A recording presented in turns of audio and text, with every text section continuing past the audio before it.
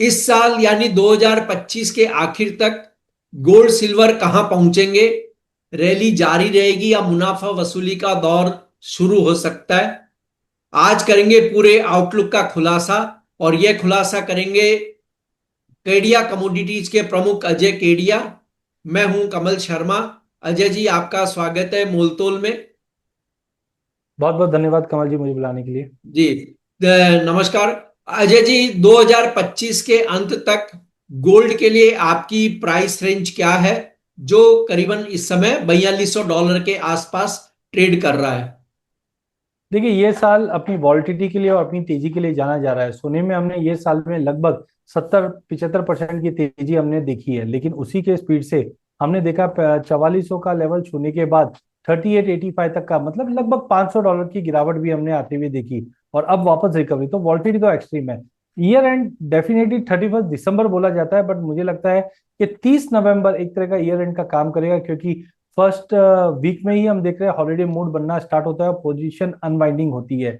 तो इसी चीज को वॉलिटिलिटी पे देखते हुए मुझे लगता है कि ये हफ्ते में शटडाउन के ऊपर जो अपडेट है वो आना जरूरी है, जहाँ पे उम्मीद है कि डॉक्यूमेंट साइन हो चुके हैं और शटडाउन अब ओपन अप हो जाएगा। काफी लंबा शटडाउन था, तो एक रिस्क फैक्टर कम हो जाएगा। अगर रेंज की अगर मैं बात करूं इंटरनेशनल में, तो मुझे लगता है करीबन 4320 का एक अच्छा रेजिस्टेंट रहेगा प्राइजेस के अंदर, क्योंकि नया हाई अगर काटता है तो एक नया फिगर्स बनते हैं, but as of now previous high तोड़ता हुआ नहीं दिख रहा है।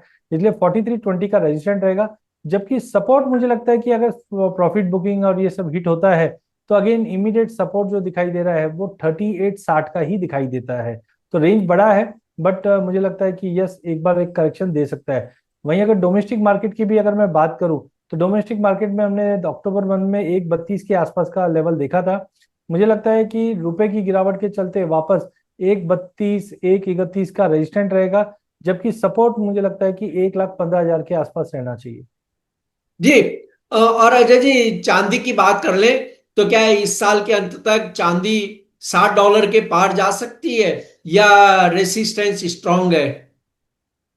देखिए चांदी जिस ढंग से $50 का लेवल तोड़ा, वॉल्यूम पार्टिसिपेट किया और हमने हायर साइड पे 53-54 का लेवल देखा, फिर अच्छी गिरावट आई और अब फिर से हम वही लेवल पे आ चुके हैं।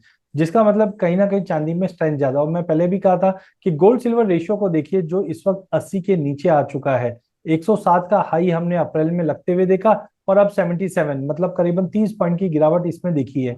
रेशियो जैसे जैसे गिरेगी, चांदी सोने के मुकाबले ज्यादा आउट परफॉर्म करते हुए दिखाई देगी। तो मुझे लगता है ये साल के अंत तक 60, यस टेक्निकली अब दिख रहा है कि बहुत बड़ा स्ट्रांग मोमेंटम है, लेकिन ऑलरेडी चांदी ने एक साल में डबल होते हुए दिखी है। तो करंट लेवल से मुझे लगता है, जैसे बीच में मैंने एक आगाह भी किया था करेक्शन आ सकता है, तो लगभग 18% का करेक्शन हमने हाई से लो पे देखा है। तो आई थिंक एक वॉलिटिलिटी कंटिन्यू। अगर लेवल्स की अगर मैं बात करता हूँ, तो डोमेस्ट इंटरनेशनल मार्केट में एज ऑफ नाउ मुझे लगता है कि 56-57 डॉलर का रेजिस्टेंट फेस करेगा ये साल में पहले, और सपोर्ट जो रहेगा वो $45 के आसपास रहता है। डोमेस्टिक मार्केट में अगर बात करते हैं, तो मुझे लगता है यस ऊपर में 1,78,1,78,000 का रेजिस्टेंट रहेगा प्राइजेस में, और सपोर्ट 1,40,000 के करीब रहना चाहिए।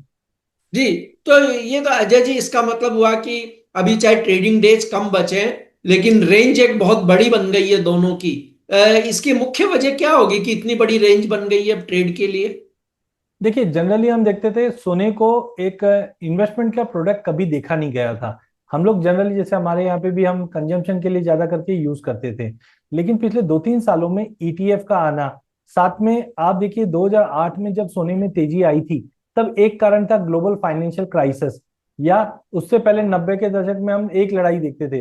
बट पिछले 3 सालों में अगर आप देखते हैं, तो जियो पॉलिटिकल टेंशन, सेंट्रल बैंक की बाइंग, डी डॉलराइजेशन, डॉलर में गिरावट, ईटीएफ की बाइंग, सारे फैक्टर एक साथ आने की वजह से हमने ये वॉल्टिलिटी देखी है। जैसे रिसेंटली हमने देखा कि चांदी में 18% और सोने में 12%। आप उठा के देख लीजिए, आपको कभी भी 12% तक के करेक्शन गोल्ड में कभी नहीं दिखे। 2011 में हमने 38% देखा, बट उसको 4 साल लग गए थे। तो ये वॉल्टिलिटी का कारण है पार्टिसिपेशन, जिस ढंग से ईटीएफ है, फैमिली ऑफिसेस है, सेंट्रल बैंक है, सभी इन्वॉल्व हो चुके हैं, और इक्विटी में कुछ मेजर बचा नहीं। ये वॉलिटिलिटी का मेजर कारण रहा है। जी। और अगर फेड ने जैसा कहा है, अगर वो दिसंबर में अपनी ब्याज दरों में बदलाव कर देता है, तो सोने चांदी पर इसका हम कितना असर देख पाएंगे? देखिए, सबसे पहले अक्टूबर में इन्होंने ब्याज दर में कटौती की 0.25 के, तब उन्होंने कहा था कि दिसंबर में भी 0.25 का रेट कट रहेगा। और इसी न्यूज के चलते हमने अक्टूबर में नया हाई गोल्ड में 4400 के करीब, मतलब 4385 का लेवल आते हुए देखा। लेकिन एक चौंकाने वाली बात यह है कि जब अक्टूबर में ये डिसीजन था तब 72% की प्रोबेबिलिटी थी कि दिसंबर में हम रेट कट होगा। उसके बाद ये गिर कर 67 हुआ, उसके बाद गिरकर ये 63 हुआ। और आज मॉर्निंग में जब मैं ये सीएमई फेड टूल देख रहा था तो करीबन 60-61 के करीब दिखा रहा है। जिसका मतलब है कंसिस्टेंटली पिछले 15 दिनों में जो रेट कट की प्रोबेबिलिटी है दिसंबर की, वो गिरी। उसके कारण भी है, पहला है इन्फ्लेशन 3% है, और अभी तो डेटा फिर भी यूएस शटडाउन के चलते पिछले 40 दिनों से कोई डेटा रिलीज नहीं हुआ है। तो 3% एंड बियॉन्ड के इन्फ्लेशन पे एग्रेसिव रेट कट नहीं की जा सकती है। सेकेंडली जॉब डेटा, जॉब में हमने काफी लॉसेस देखे हैं। तो आई थिंक जब डेटा निकल कर आएगा तो ज्यादा क्लैरिटी मिलेगी आगे के रेट कट का। बट हाँ, जो करंट इवेंट दिखा रहा है उसके हिसाब से मुझे लगता है कि बहुत कम हो चुकी है प्रोबेबिलिटी जो पिछले मीटिंग के तहत थी। जी। और अजय जी, यहाँ पर अब हम देखें तो डॉलर इंडेक्स में जो मूवमेंट है और क्रूड की चाल, इन दोनों को आप कैसे क्या मानते हैं कि ये दोनों प्रीसियस मेटल्स को कैसे प्रभावित कर रही हैं? देखिए, अगर हम बेस मेटल की अगर बात करें तो कच्चा तेल और डॉलर इंडेक्स, तो पहला चीज है डॉलर इंडेक्स में हमने 1 जुलाई को 96 का लो देखा था और अब हम 100 के करीब पहुंच रहे हैं। तो डॉलर इंडेक्स में जब भी रिकवरी आती है एक्चुअल में कमोडिटी मार्केट अंडर परफॉर्म करती है।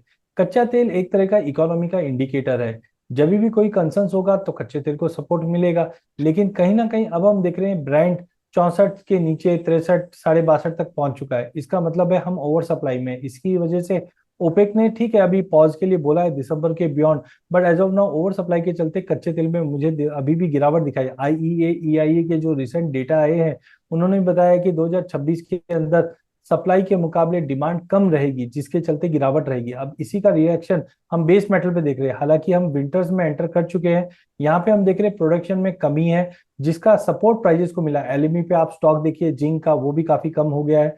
संगाई में ठीक है, अभी चाइनीज न्यू ईयर से पहले थोड़ा डिमांड, तो मुझे लगता है बेस मेटल में एक रैली आनी बाकी है जो करंट लेवल से भी मुझे लगता है कि आराम से 18 से 20% की तेजी कॉपर जिंक एल्यूमिनियम में देखने मिल सकता है।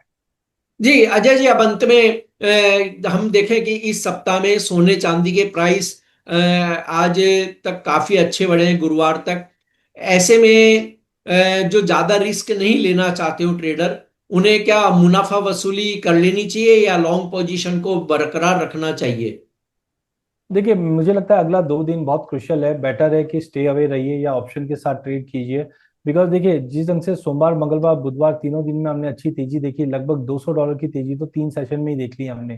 तो यहाँ पे मुझे लगता है थोड़ा कॉशियस रहिए, क्योंकि शटडाउन की न्यूज के बाद एक करेक्टिव डिप मिलता है। लेकिन ध्यान रखिए, अगर ये 4220 के ऊपर होल्ड होता है तो 4280 से 4320 के जो लेवल्स बताए हैं वो भी पॉसिबल है। But trader point of view से मेरा मानना है कि वॉलिटिलिटी एक्सट्रीम है।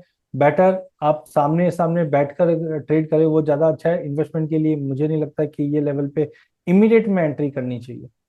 जी अजय जी, आपका कोई डिस्क्लेमर? कमल जी, आज हमने फ्यूचर्स और डेरिवेटिव्स की बात की है, इसमें मेरी कोई पर्सनल पोजीशन नहीं है, मेरे क्लाइंटों की हो सकती है। सेकंड, कोई भी अगर आप निवेश करते हैं तो स्टॉप लॉस लगाए लगा के ही कीजिए, अदरवाइज जोखिम हो सकता है। इक्विटी में जैसे जोखिम होता है वैसे ही कमोडिटी में भी होता है। बट इसे बचने का सबसे अच्छा तरीका है आप अपने सेबी रजिस्टर्ड फाइनेंशियल एडवाइजर की सलाह लेकर ही इसमें निवेश करें। जी आपका धन्यवाद, शुक्रिया अजय जी। धन्यवाद।